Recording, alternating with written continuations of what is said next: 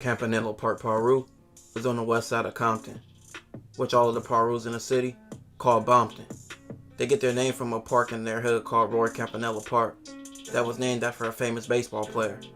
Campanella Park will be established in the 70s and be one of the sets in the Piru Alliance.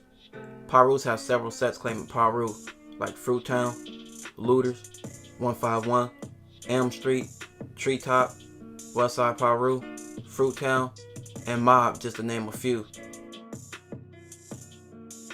Campanella has many Crip rivals, but one Crip hood they have been beefing with for a while is the Tragniew Park Compton Crips. The Tragniews have been around since the 70s and have many Piru and Crip rivals. Tragniew is also on the west side of Compton, and they also get their name from their park.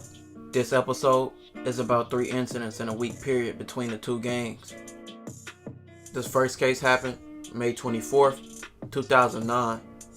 This incident sparked other shootings between the already two rival gangs. Around 9:30 p.m., a man and his girlfriend will be eating inside a restaurant on Central and Rosecrans. A Tragniew Park Compton Crip named Arlan will walk inside the restaurant and ask the man where was he from. He responded by saying what, and he stood up immediately. He was shot 3 times. He would lose his life. The man was said not to bang, but had family who was associated with the Campanella Park Pirus. It would be a few witnesses, including the victim's girlfriend, in the restaurant. They would give descriptions, but could not pick out the shooter out of a photo lineup. Randy, who knew Arlan, was in the drive-thru of the restaurant at the time of the shooting. Randy would see him before and after he went into the restaurant. Randy seen Arlan get into a car with another Tragniew member named Brandon and drive off. Randy wouldn't come forth with his knowledge of the shooting till almost a year later, after pressure from police because they seen him talking to Arlan before Arlan went into the restaurant and had it on tape. Randy was confronted by Arlan the day after the shooting. Arlan asked him if he would tell, and Randy promised him he wouldn't. Arlan would be bragging about the shooting weeks after it happened, and many people would tell the police after he would be arrested.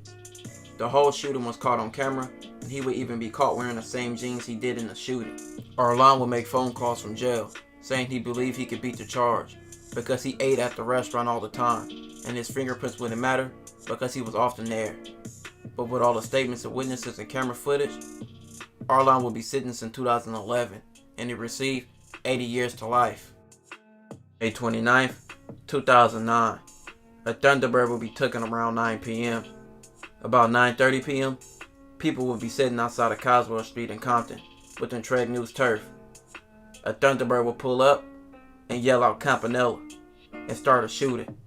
Several people would be shot. May 30th, the next day, the same Thunderbird will pull up to 151st Street, Tragnew's turf, and start shooting. The shooters will crash the car and flee. Shell casings from both May 29th and May 30th shootings will match, being fired from the same gun. The person who Thunderbird was took was a woman, and she would identify the people who took her car. June 7, 2009.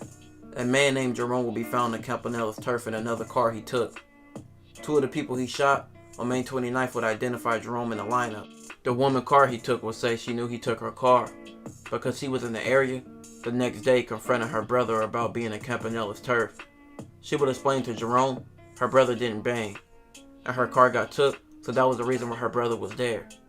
The woman would say once he heard that, he would start acting suspicious and walked away fast. With more than 3 witnesses and testimony, Jerome was sentenced to 44 years to life.